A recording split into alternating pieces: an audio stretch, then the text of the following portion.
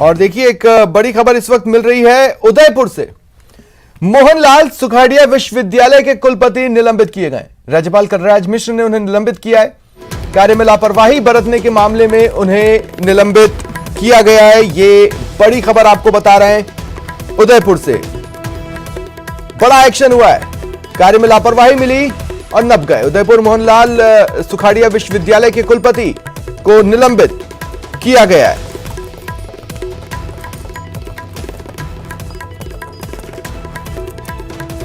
ज्यादा जानकारी के लिए बात करेंगे सहयोगी कपिल से। कपिल, क्या जानकारी है? देखिए, मोहनलाल सुखाड़िया विश्वविद्यालय के कुलपति प्रोफेसर अमेरिका सिंह को निलंबित करने के आदेश राज्यपाल कलराज मिश्र द्वारा जारी कर दिए गए और राज्य सरकार द्वारा यह अनुशंसा की गई थी कि राजकार्य में लापरवाही बरतने पर अमेरिका सिंह पर कार्रवाई की जाए और उसी अनुशंसा पर कार्रवाई करते हुए राज्यपाल ने यह आदेश जारी किया है। इसके अलावा लगातार जो है प्रोफेसर अमेरिका सिंह विवादों में रहे। उदयपुर में चाहे उनका गुलाब चंद कटारिया से विवाद रहा हो, राजनीतिक टिप्पणियां करने के मामले में वो विवादित रहे, तो वहीं रजिस्ट्रार से भी उनके कई बार खुलकर विवाद सामने आए जिसमें आपसी टकराव यूनिवर्सिटी में देखा गया था। दूसरी ओर जीएसटी, निजी कॉलेजेस से जीएसटी वसूलने को लेकर भी विवादित रहे हैं ये। और इसके बाद में सबसे बड़ा विवाद सामने आया सीकर के गुरुकुल विश्वविद्यालय का, जिसमें इनके द्वारा एक सर्वे रिपोर्ट बनाई गई थी और वो विधानसभा के पटल पर भी रख दी गई। जबकि जब राजेंद्र राठौड़ द्वारा मौके पर जाकर स्थिति देखी गई तो जो स्थिति गुरुकुल विश्वविद्यालय की बताई गई थी उसके मुकाबले वहां पर एक प्लेन मैदान और एक छोटा हॉल बना हुआ था, जबकि उसमें कई सारे कमरे बने होने और एक बड़े इंफ्रास्ट्रक्चर की जानकारी प्रोफेसर अमेरिका सिंह द्वारा दे दी गई थी। तो ये गलत जानकारियां दी गई और उसके बाद में लगातार जो है विपक्ष भी सरकार को निशाने पर ले रहा था। इस पूरी रिपोर्ट के बाद सरकार की किरकिरी भी हुई थी और उसी के बाद में राज्य सरकार ने राज्यपाल से अनुशंसा की थी कि प्रोफेसर अमेरिका सिंह पर निलंबित करते हुए अनुशासनात्मक कार्रवाई की जाए। अब राज्यपाल ने आदेश जारी कर दिए हैं प्रोफेसर अमेरिका सिंह को निलंबित करने के। जी, अगर बीच में मैं सही याद कर पा रहा हूं तो उनकी जगह मतलब अमेरिका सिंह की जगह किसी और को वहां पर कार्यवाहक कुलपति बनाया गया था। और रही बात अमेरिका सिंह की, तो उनको एक बार माउंट आबू में जब राज्यपाल थे तो राजभवन की ओर से बुलाया गया था। देखिए, बीच में राज्यपाल द्वारा कई बार उन्हें अपने समक्ष पेश होकर सफाई देने के लिए भी निर्देशित किया गया था, लेकिन उसके बावजूद जो जानकारी है उसके अनुसार वो लगातार इस कार्रवाई से बचते रहे थे। गुरुकुल विश्वविद्यालय का जो सबसे प्रमुख मामला रहा है, जिसकी फिजिकल रिपोर्ट इन्होंने बनाई थी, उस मामले में इन्हें लगातार पूछताछ के लिए भी तलब करते रहे, लेकिन ये काफी लंबे समय से गायब है और जो पूछताछ के लिए जो इन्हें पेश होना है उससे बचते हुए नजर आ रहे हैं। तो उसी को लेकर राज्य सरकार द्वारा अनुशंसा की गई थी और अब राज्यपाल ने कार्रवाई कर दी है। जी, ठीक है, चलिए, शुक्रिया।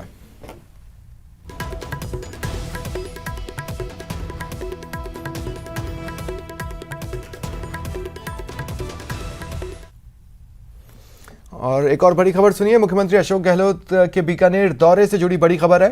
संविदा कर्मियों ने सीएम को ज्ञापन सौंपा।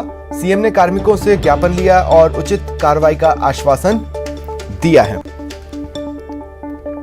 तो देखिए, प्रदेश में कई संविदा कर्मी अपनी विभिन्न मांगों को लेकर लगातार प्रदर्शन करते रहे हैं और 2018 के चुनावों के दौरान कांग्रेस के वादे को देखते हुए संविदा कर्मियों में कांग्रेस से काफी उम्मीदें हैं।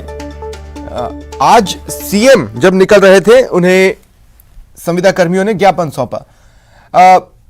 सहयोगी मनीष मेरे साथ इस वक्त फोन लाइन पर जुड़ रहे हैं। मनीष, जो तस्वीरें मैं देख रहा हूं वो ऐसा लग रहा है जैसे सीएम का काफिला वहां से निकल रहा था, उन्होंने प्रदर्शन होते देखा या लोगों ने उनसे बात करने की कोशिश की तो उन्होंने उनको वहीं पर ही मौका दिया अपनी बात रखने का। घटनाक्रम क्या रहा? जी स्वप्निल, बताना चाहूंगा, मुख्यमंत्री अशोक गहलोत आज एक दिवसीय दौरे पर बीकानेर पहुंचे हैं, जहां सबसे पहले उन्होंने महाराजा गंगा सिंह यूनिवर्सिटी में इंडोर स्पोर्ट्स कॉम्प्लेक्स का उद्घाटन किया था। और उसके बाद में जब वो लक्ष्मी रिजोर्ट से वहां से बाहर निकल रहे थे खाना खाने के बाद में, थोड़ी देर रेस्ट करने के बाद में, तो बारिश हो रही थी और बारिश के दरमियान ही जो कुछ लोग हैं, संविदा कर्मी थे जो ठेके पे कार्य कर रहे थे, वो लोग अपने हाथों में तख्तियां लेकर के, ज्ञापन लेकर के वहां पर मौजूद थे। और जैसे ही सीएम का काफिला वहां से गुजरता है तो गुजरते ही वो मुख्यमंत्री के लिए नारेबाजी करने लग जाते हैं। इस दौरान सीएम गहलोत हैं जो खुद अपनी गाड़ी रुकवाते हैं, कार कैडर को रुकवाया जाता है। कार कैडर रोकने के बाद में सीएम गहलोत उनसे ज्ञापन लेते हैं। ज्ञापन लेकर के उनको आश्वासन भी देते हैं कि उनकी जो भी समस्या है उन पर जो है पूरी तरह से सुनवाई की जाएगी। और वहां से फिर मुख्यमंत्री का जो काफिला है वो रवानगी ले लेता है। लेकिन आपको पता है कि जिस तरह से मुख्यमंत्री को एक जननायक कहते हैं, वो तो निश्चित तौर पर यहाँ पर जिस तरह से देखने को मिला है कि बारिश के दरमियान जिस तरह से लोग वहां रोड पर खड़े हैं, सड़क किनारे 1-1 फीट पानी भरा पड़ा है, बारिश हो रही है, तो मुख्यमंत्री उनको देखते ही अपनी गाड़ी रुकवाई है सबसे पहले, और गाड़ी रुकवा करके उनसे उनकी फरियाद सुनी है, उनकी समस्या जानने की कोशिश की है, और उनका ज्ञापन भी खुद मुख्यमंत्री ने लिया है, जिस पर उन्होंने पूरी तरह से कार्रवाई करने का, उनकी जो मांग है उस पर सुनवाई करने का पूरा आश्वासन दिया है, भरोसा दिया है। जी स्वप्निल, ये जो संविदा कर्मी है जिन्होंने उन्हें ज्ञापन सौंपा, वो कहां पर उनकी तैनातगी है और उन्होंने अपने ज्ञापन में क्या क्या लिखा है? देखिए, पूरा जो घटनाक्रम था ये सारा अचानक रहा था, खुद प्रशासन को भी नहीं मालूम था कि इस तरह से यहाँ पर संविदा कर्मी जो है वो ज्ञापन देने के लिए आ जाएंगे, क्योंकि बारिश हो रही थी और बारिश में जहाँ पर एक तरफ से ट्रैफिक जाम था, दूसरी तरफ सीएम का कार कैडर गुजर रहा था, वहां से किसी को भी ये उम्मीद नहीं थी कि यहाँ पर इस तरह से ये जो संविदा कर्मी है जो मौजूद रहेंगे। लेकिन जिस तरह से मुख्यमंत्री अशोक गहलोत ने सहृदयता दिखाई, अपनी गाड़ी रुकवा करके उनसे उनकी मांगों का पत्र लिया है, तो निश्चित तौर पर एक बार तो जो संविदा जो सुरक्षा कर्मी है वो भी सकपका गए थे, उनको भी लगा कि अचानक से ये कैसे लोग सामने आ जाते हैं। लेकिन जिस तरह से हमको जो जानकारी मिली है उसके अनुसार ये था कि जो संविदा कर्मी है ये ठेके पर काम कर रहे थे, और जो मेडिकल विभाग से रिलेटेड संविदा कर्मी थे, इन्होंने मेडिकल विभाग से रिलेटेड ही अपनी कुछ मांगे जो है मुख्यमंत्री के सामने रखी थी और सीएम को ज्ञापन भी सौंपा है। अन्य किसी भी दिन ये सिक्योरिटी ब्रीच के तौर पर भी देखा जा सकता था? मनीष, आप मेरी बात से सहमत होंगे, मतलब सुरक्षा में चूक के तौर पर भी देखा जा सकता था, लेकिन अंत भला तो सब भला। आपकी इन संविदा कर्मियों से बात हुई है?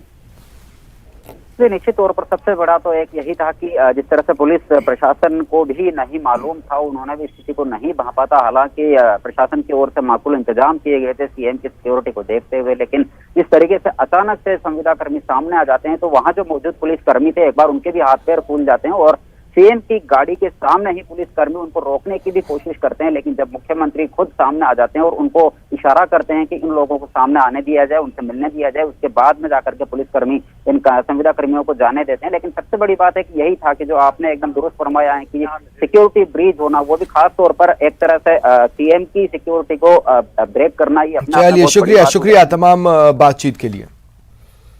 और देखिए, दिल्ली से बड़ी खबर मिल रही है, अलीपुर में बड़ा हादसा हुआ है। अलीपुर में बन रहा गोदाम गिर गया। फिलहाल राहत बचाव कार्य वहां पर जारी है, कई लोगों के दबे होने की आशंका है। ये बड़ी खबर हम आपको बता रहे हैं। देखिए, मॉनसून के सीजन में, बारिश के महीने में इस तरह की घटनाएं आम है, लेकिन क्या इसके पीछे वजह बारिश ही है? फिलहाल इस जानकारी का इंतजार है, या फिर घटिया निर्माण की वजह से भी कई बार बन रही इमारतें गिरती हैं, तो इसकी वजह वो है, ये भी एक जांच का विषय है। लेकिन तस्वीरें आप घटनास्थल की देख पा रहे हैं। अलीपुर में ये बड़ा हादसा हुआ है, एक गोदाम जो कि बन रहा था वो गिर गया। कई लोगों के मलबे में दबे होने की आशंका है। ऐसे में तेज़ी से रेस्क्यू ऑपरेशन वहाँ पर चलाने की कोशिशें चल रही हैं। हालांकि भीड़ लगी हुई है, कोशिश ये भी की जाएगी कि भीड़ को घटनास्थल से दूर किया जाए, ताकि रेस्क्यू ऑपरेशन में किसी तरह की कोई दिक्कत ना आए। ज़्यादा जानकारी के लिए बात करेंगे सहयोगी शंकर आनंद से। शंकर, क्या जानकारी है? देखिए, इस वक्त में अलीपुर इलाके में जिसकी वजह से वहाँ पे बताया जा रहा है 6 लोगों की मौत हुई है और 4 लोग अभी भी उनका इलाज निकले वक्त अस्पताल में उनको भर्ती कराया गया है। और ये बकौली गांव है। यहाँ पर जिस तरह से एक भवन बना हुआ था, वन में वहाँ पे एक गोदाम बना हुआ था। अचानक वो गोदाम का जो एक छज्जा जो है वो गिरता है, जिसकी वजह से वहाँ पर मजदूर जो है वो दब गए, जिसकी वजह से वहाँ पे 6 लोगों की, स्थानीय लोग बता रहे हैं कि 6 लोगों की मौत हुई है, लेकिन अभी तक औपचारिक तौर पर उसकी पुष्टि नहीं की गई। और अभी 4 लोगों को अस्पताल में भर्ती कराया गया है, जिसका इलाज चल रहा है। और इस गोदाम के बारे में बताया जा रहा है, अभी और तो कोई मलबे में नहीं फंसा हुआ है? अभी फिलहाल उस मलबे में कोई भी नहीं फंसा हुआ है। ये 12:45 का मामला है और उसके बाद लगातार वहाँ पे राहत बचाव कार्य वहाँ पे किया जा रहा था। दमकल विभाग की टीम और स्थानीय पुलिस मौके पे मौजूद है। अच्छा, मैं जो देख रहा हूँ शंकर, मुझे तस्वीरों में दिख रहा है कि धूप है, लोगों की परछाई भी जमीन पर पड़ रही है। इसका मतलब हादसे की वजह, अमूमन मानसून सीजन में ये माना जाता है ना कि बारिश की वजह से हो सकता है इमारत ढह गई होगी, लेकिन यहाँ तो ये बन रहा था, मतलब घटिया निर्माण सामग्री की बात होगी।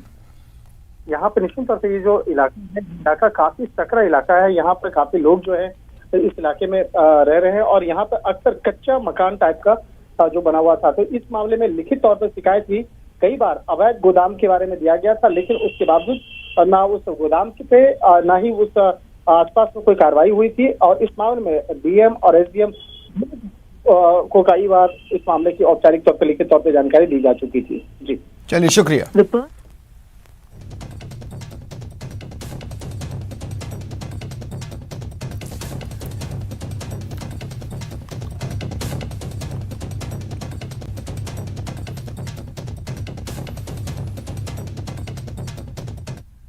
तो आखिरकार गौहर चिश्ती गिरफ्तार हो चुका है। कल दोपहर हैदराबाद से गौहर चिश्ती को गिरफ्तार किया गया। गौहर के साथ उसका एक साथी मुनव्वर भी गिरफ्तार हुआ है। हैदराबाद के साईनाथगंज इलाके से गिरफ्तारी हुई है। अजमेर पुलिस के 5 सदस्यों की टीम ने उसे गिरफ्तार किया। तकनीकी सपोर्ट और मजबूत मुखबिर नेटवर्क का इसमें अहम रोल रहा। आज अजमेर पुलिस ने एक प्रेस वार्ता की और पूरा खुलासा किया। रात 2 बजे सहयोगी समेत गौहर को अजमेर पुलिस ले आई।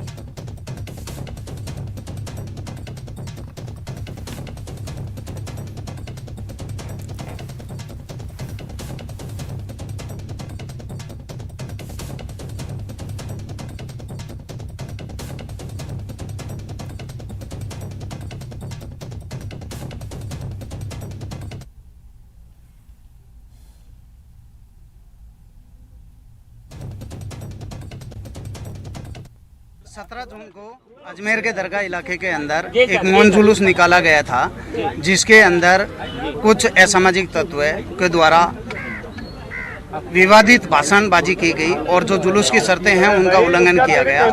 इसके आधार पे 162/22 दरगाह थाने के अंदर मुकदमा दर्ज किया गया, जिसमें 4 मुलजिम पहले अरेस्ट किए गए थे और उसमें एक जो मुख्य मुलजिम है गौहर चिश्ती, जिसने भाषणबाजी की थी, वो यहाँ से फरार हो गया था। इसके बाद में हमारी जो टीम है वो टेक्निकल सपोर्ट से और जो मुखबिर तंत्र को सक्रिय करके उसको कल हैदराबाद के अंदर से उसको जो गौस महल इलाका है वहाँ से उसको डिटेन किया गया और उसको अरेस्ट किया गया है। हैदराबाद के अंदर जो हमारी टीम गई हुई थी उसने वहाँ वेश बदल करके और हैदराबाद पुलिस के सहयोग से इसको अरेस्ट किया गया है और इसने वहाँ से भागने की कोशिश की थी, लेकिन हैदराबाद टीम का मैं शुक्रिया अदा करता हूँ कि उसने हमारी टीम का पूरा सपोर्ट किया और इसको अरेस्ट करने में हमारी मदद की।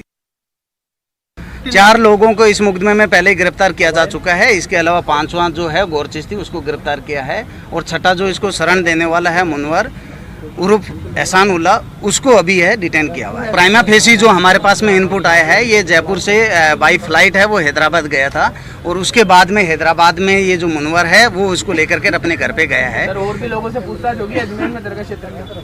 अभी इनसे पूछताछ करके इनके साथ में किन किन लोगों का कौन कौन से लोग इस घटना के अंदर शामिल है, सबसे पूछताछ की जाएगी। ये मामला बेहद संगीन है और पुलिस है वो हर एंगल से जांच करेगी। जिस भी तरह की जो चीज़ें आएगी पुलिस है वो पूरा इन्वेस्टिगेशन करेगी और आज पीसी लेकर के इससे पूछताछ शुरू की जाएगी।